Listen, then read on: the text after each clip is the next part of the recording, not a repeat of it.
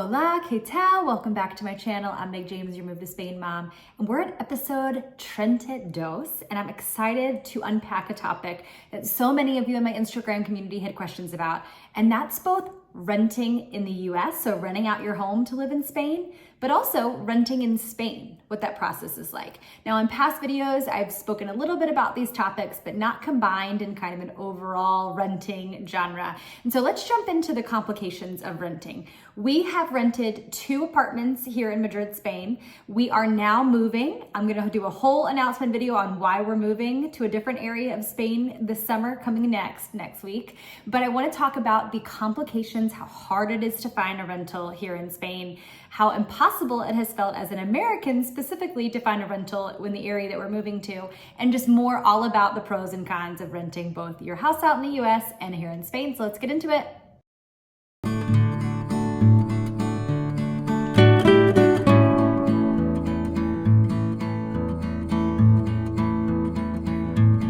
We are moving to the Costa del Sol. We are moving to Estepona, Spain, in southern Spain and Andalusia in July, so soon. We are so overwhelmed by the necessary items that we need to send as an American to rent. I recently shared on Instagram here in Spain some of the requirements that we're required as renters to send in Costa del Sol to rent our apartment compared to what we ask people to rent for in the US for our long-term rental. And so the comparison is shocking for a minute. The first, in the US, for people that are renting our US farmhouse, it's a 3,600 square foot custom-built farmhouse in Greenville, South Carolina. We require 1 month security deposit that we hold that's refundable and a $300 pet fee, okay? In Costa del Sol, so in Estepona, our current owner is asking the following for the unit we're looking to rent. They're asking for 3 months upfront as a refundable deposit. They want us to pay 6 months upfront as a solvency or to prove that we can, basically. They ask for 1 month commission, which we learned after is actually illegal, and they can't ask that. That would come from the owner of the property, not the renter.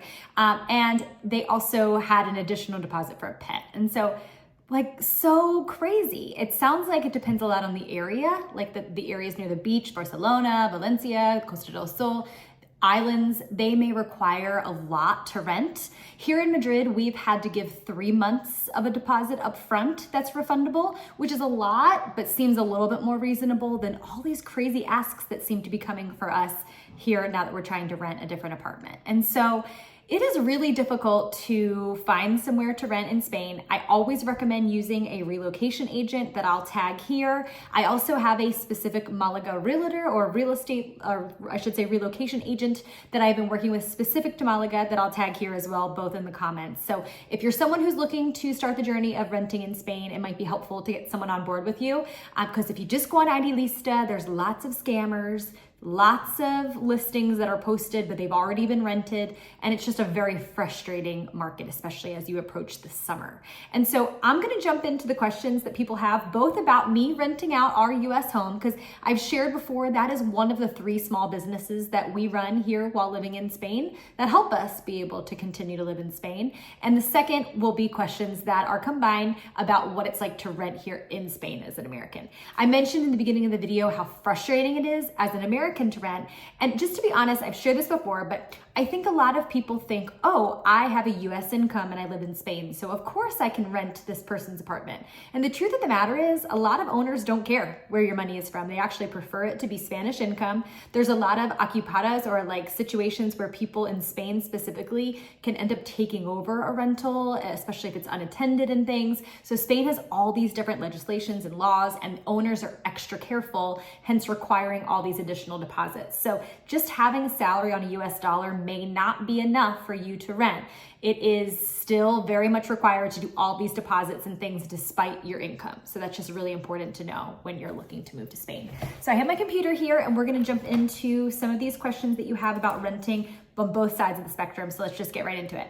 The first one says, should we sell or rent out our house here in Canada at first and then rent to see how we like it? So my opinion on this, whether you're in the US or Canada or anywhere, I think it's really important, at least it has been for our family, not to just sell everything to move to Spain. I feel like it makes it less permanent, where we can decide what's best for our family. And for my boys, they know at any time if we decided, now they probably won't, but decide to go back to the US, that we have our farmhouse that we can go back to when the renter is out. So we're heading into our third year of long-term renting. We do not do short-term rentals. We like the long-term continual income, and it's less work, and we're our own property managers, so we don't have to worry about all of those expenses. So yes, I would absolutely rent. Getting to know the area is so important in Spain. Like, so we're moving to Costa del Sol. We thought, oh, let's look at Marbella, let's look at Estepona, Cancelada. Let's look at these areas in person to decide where we might want to rent. Now, on paper, we wanted to rent in Estepona Centro. Now that we saw it, we want to rent in Cancelada. So it's important to go in person to truly see the area that you might want to rent. The next question, what are the unique things to Spain rentals that you advise asking about before renting? That's a good question. So I think when it comes to Spain rentals, we have a lawyer that we work with that I'll also tag in the comments here. And he's very clear with us that they cannot, so owners here in Spain cannot require X, Y, and Z. They can ask it, and depending on the area, especially if it's like the Costa del Sol, they might get it. But they're actually only able to ask for 1 month advance deposit, or I shouldn't say deposit, 1 month advance rent. They cannot ask for like 6 months advance rent. Now, I already told you the person in Costa del Sol did, but it's because of the area. So I think that's just a really unique thing to know. It may be good to have a lawyer, have eyes on the contract. We recently signed a contract for our first rental that we thought we were moving into in Costa del Sol, and it ended up having just kind of bad conditions. The bathrooms were not in good conditions, and this lawyer helped us kind of get out of a situation of renting something that wasn't our style and ended up not being in good condition like we thought it was. So having a lawyer is really important, would help you look into some of the things that might come up when renting in Spain. So someone asked, are utilities included? So I don't know what spectrum, but I'll answer this on both ends. In the US, we charge for utilities for renting in addition to renting out our house. In Spain, we've had a combination here. Most say you have to pay your own utilities. We did have one advertised on Idealista that it included utilities. So I would say in both cases, 90% plus of the time, utilities are not included. So you need to expect to pay the water, the gas, the electric, the internet on your own. What if I live in a suburb 45 minutes from a big city? Will it be harder or more difficult to rent out my house? So no, we live 20 minutes outside of Greenville, South Carolina, in a 3-acre farm that's in suburbia. It's not in a city, and we have no problems, praise the Lord, heading into year 3, renting out and getting our ask price for our rentals. So no, I mean, I think it does help that Greenville, South Carolina is more of an up and coming city and a lot of people are moving to the area, but being in a suburb does not change anything. I do think it's a little more unique in our case that we do have a farmhouse. And so the more, and it's furnished for people too. So I think as a farmhouse, you know, it's like that style. So I think the more you can sell what makes your house unique, the better that it would be for renting. How did you find your long-term renters? Did you use a special site or a realtor? So yeah, we use a realtor, and I'll tag her information here too. She's wonderful, and we're so happy we have a realtor because although we don't have property managers, we handle all the maintenance and repairs things ourselves here from Spain. It has been so helpful to get the listing up on the MLS. MLS in the US is what you use to rent out a house and sell a house, and it is great views on all the realtors in the area, and honestly it's been the way that we pretty much have guaranteed a renter every time. And so I wouldn't just put your listing up on like a booking.com or just put it up on a website or Facebook Marketplace. I would actually use a realtor to help you get that listing on MLS, because a lot of people think that's just for selling your house, but it's also for renting as well. Has the air conditioning in Spain been as good as the US? Funny answer. Our Madrid apartment actually has aerothermia, which is like air and coolant heat in the floor. So it's a brand new complex that I'm sitting in here in Madrid. We paid 20 euros per month here for it. And the 20 euros of that is the aerothermia. It is a new way of cooling apartments and heating apartments, and it's been awesome. So in the winter, the floors get really hot and it makes the whole room cozy. In fact, so one of the cons of leaving this apartment in Madrid is we love that. We haven't seen that in the Costa del Sol, probably because you don't need the heater and you would just need air units for air conditioning. So look for one of the apartments in Spain that have it. It's super cool. Are y'all thinking of buying a house in Spain someday, or will you only be renting? Great question. So our plan, although it's different for everyone, is we are considering our farmhouse in Greenville, South Carolina, kind of as our modern day 401k. It's our investment. We're not planning on selling it. And if we ever decided to return to the US, we may not even choose to ever live there again, but it's always a financial investment for our family. We do not plan to buy in Spain at this time for many reasons. One, due to taxes, and the financial implications of that are on the negative side to us than the positive. We also love living in Spain and not having to cut the grass and do pest maintenance and all the things that come with home ownership. It's kind of one of the advantages of being a digital nomad and living abroad. And so we own still, because we own in the US, but we don't miss owning a home at all, at this stage at least. Do you have someone managing your rental in the US? And if so, what's the cost? No, we do not use a property manager. We actually met with someone thinking that we probably would switch to having a property manager. And we realized, well, the work that they're gonna do, we could totally do ourselves. They were charging a pretty high monthly rate. And we have had issues at our farmhouse, like the septic system, because it's on a farm, had an issue last year. We had problems with the air conditioner, all these things, and they ended up working out. We have a team of people ready on WhatsApp for heating or pest or plumbing or whatever it is that just go over and help, and we pay them directly the service. So no, as long as you have great renters that are willing to work with you, you do not need a property management service. And that's us saying this by living in Spain compared to the US. So with a 6-hour time difference, we've had no problems at all. Okay, is there a scam with the real estate agents in Madrid, or is it a trustworthy process? We've had wonderful successes. We had a great realtor that helped us find this apartment we're sitting in here. We start the process simply by going on Idealista. We find ones that we're interested in. We contact them in Spanish. So we Google Translate or use DeepL app to translate into Spanish. And then we connect with them. The Madrid realtor actually did speak English, which was very helpful for us to move in here, especially when we knew less Spanish a year ago. Now on the Costa del Sol, the realtors speak English, so that's making it a little bit easier too. But no, we haven't experienced any scams. I think on Idealista in general, you never send a deposit. You always need to be prepared that, there can be scams out there, but just be wise, have a lawyer, have eyes on the contract, and you'll be totally fine. Who is responsible for appliance repairs? So I'm not sure if you mean in the US or Spain. If you're talking about the US, we are responsible for appliance repairs. We had to do appliance repairs for our dishwasher in the US for our recent renter, but very easy to do on our own. In Spain, if something happened with a dishwasher, then our owner would be responsible with any of our appliances. And actually here in our Madrid rental, we wanted a secadora, a dryer in our apartment, and he was able and willing to even buy us the 2-in-1, the washer and dryer, and he's been great to work with. So people are really awesome. A lot of times you hear bad raps about people who are renting in Spain to Americans, and we've had nothing but good experiences so far. So we're grateful for that. Any problems for pet owners who damage the homes without wanting to take care of it? So in the US, for us renting our home, we do have a pet fee, like an additional cleaning fee.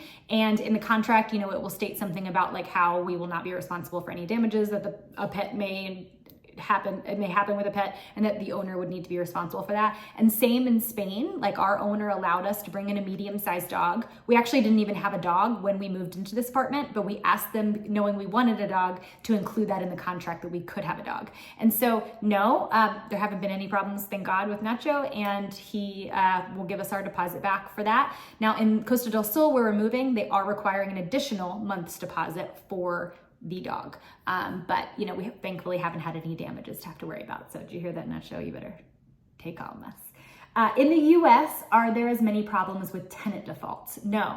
So I mentioned this earlier, but Okupas or Okupas, I think they call them, are a big problem in Spain, where people can just kind of feel entitled to move into your apartment when you're renting it and take over it. And that's why some of the people are so scared as Spanish owners to have people rent their houses. It is not as common in the US. I did get a couple comments in my Instagram community that were like, yeah, because in the US they'll go over and shoot them. So not wrong.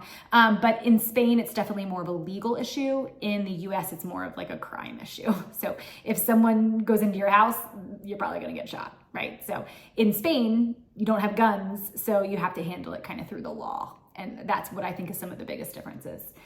Is it stressful to have a rental that's overseas while living there? Not at all. We really haven't had any stresses. I think when the septic system blew last time and we had our renters in there and she was pregnant and I was just like, oh, I cannot believe this is happening. It was a stressful night on the phone with people making sure it was resolved in late hours, like midnight or 1 a.m. to us. But at the end of the day, no, it's still not stressful and it's still not worth the cost of having a property manager. Okay, are HOAs a thing there in Spain? No, but the WhatsApp groups are bumping here. So I joke and say that in the US, the HOAs are like insane. That's one of the reasons we moved to a farm. I just can't handle like HOAs, which are basically homeowners associations in the US where people are intense owners about, you were on my lawn, your dog pooped on my lawn, and now you gotta do this. It's just very like catty to me. In Spain, they don't have HOAs, but they have the abuelas and the madres in this WhatsApp group, and they will come after you way harder than an HOA you've ever faced. So you've been warned to either join or not join the WhatsApp group. What is the average cost to rent in the Malaga area? So it's depending. It's seasonal. So we're learning that starting June 1st is high season in the Malaga area, the Costa del Sol. And so we could be looking at, we're not, thank God, but people could be looking at spending the amount that you would pay per month weekly. So if a listing is 2,500 euros per month for the rest of the year, in the summer, they can charge 2,500 a week and people pay it to be near the beach. So just be aware of that.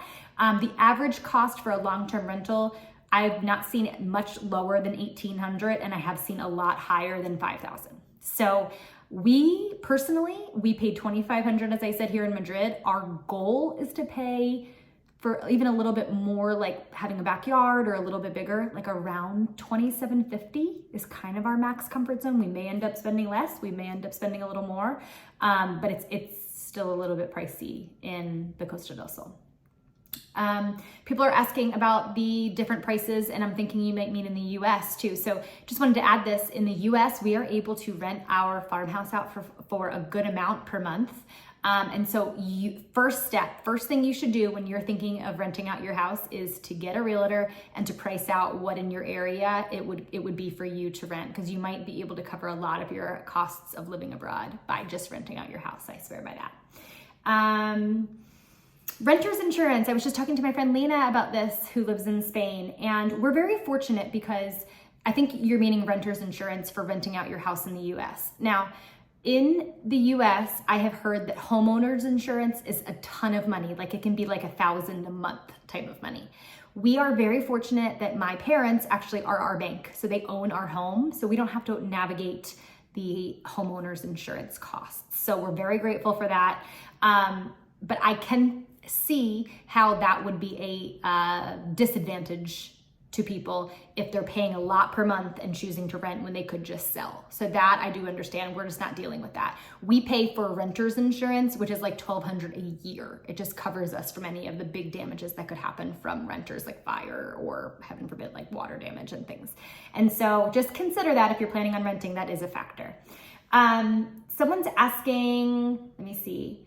What sites do you list your rental on? So I already shared this, but make sure you use a realtor. I did start by putting it like on Facebook Marketplace and just all those other sites. I think there's one called furnishedfinders.net or renting to nurses and all these different things you can Google. The MLS is really with a realtor the only thing that got our stuff rented. So make sure you hop up with a realtor on that. Did you have to have your visa in place before you could secure a long-term rental? Good question. In many cases, yes. And so I suggest the ABC method. I talk about a lot of this on my coaching calls. A means when you move to Spain, just assume you're moving into an Airbnb at first. It helps you get to know the areas and it's just better all around. B, assume you may even need to go into like kind of like a half plan before you find your apartment or they respond to you. So we went from an Airbnb for a month or for 2 weeks to 6 months in like a rental community, kind of like a residence inn, but Spain's version. And now we've been 1.5 years almost in this apartment. So it does not always happen right from the US. You have to have a Spanish bank account. A lot of people want to have a Spanish job, that you have a Spanish job. So just be cognizant that you may not just go right into your dream apartment. I'm having a heck of time renting out my luxury house. Any tips? I would say at the end of the day, the main things that are making our home, our farmhouse be rentable is that it is a farmhouse, it's furnished as a farmhouse, it's listed as a farmhouse, and I sell it as a farmhouse experience. And so I know location can have a lot to do with it, and we are in a great location, but see what the reason are that people aren't renting. Maybe it is posted a little bit high, maybe throw in things like we throw in a house cleaner. So one, selfishly, so we can keep an eye on the house, but two, it's just a buying point. We also throw in someone that can do lawn maintenance. So see what you can add to your overall home package, and it may make it worth renting out. Someone said it's making me want to quit the whole thing, the upfront costs, everything. Help me stay inspired. It is so hard to find a rental in Spain, and so I feel your pain. We're in that pain right now for the Costa del Sol. So I think my overall encouragement, just if you're someone who's looking to rent, get a real location agent. Hop on here and choose either the one in Malaga or the overall one. Contact them and ask for help, because you cannot do this on your own in Spain. You just can't as an American. 2, hop on Idealista. Those listings you're looking at will probably not be available when you are looking to rent, but they'll help you at least get an idea of the area and the neighborhoods. 3, make sure you do like an actual vision trip or go in person, because we just got back from the Costa del Sol. We were supposed to be in Switzerland, changed it to the Costa del Sol, and thank God we did, because our desired area changed when we saw it in person. And 4, stick with it. We ended up not being able to find anything in Madrid for so long, but when we found the right one, we got it same day as it was listed on Idealista. And when it's supposed to be, it will just happen very organically. And so those are my main tips. I know it's frustrating to rent here in Spain, but it's not impossible. So stick with it. Don't just give whatever they're asking. Make sure you have a lawyer look, because there's a lot of things that owners may be asking that are not legal or moral. And so thank you all for joining me on this Q&A session of what it's like to rent out my home in the US and rent in Spain. I do coaching calls, have a course, and have a free Move to Spain checklist. So if you want any of those things, my link will be here as well for you to be able to contact me. But I'm looking forward to the next episode together. And let's just be praying that we find a rental this week. Besides, the next time that I talk to you, if I don't have a rental in Costa del Sol, I will be freaking out like this person too. Ciao.